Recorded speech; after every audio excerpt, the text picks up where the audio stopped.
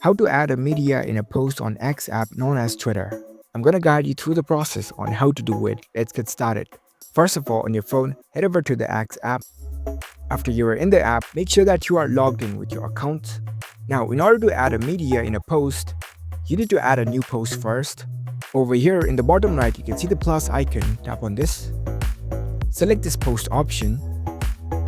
From here, you can add a post. And in order to add media into this post, all you need to do is tap on this photo icon over here. It'll take you to your gallery.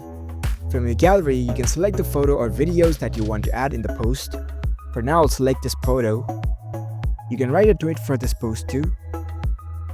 If you want to add a video, it's the same process. You can head over to this. You can choose your preferred video from your gallery.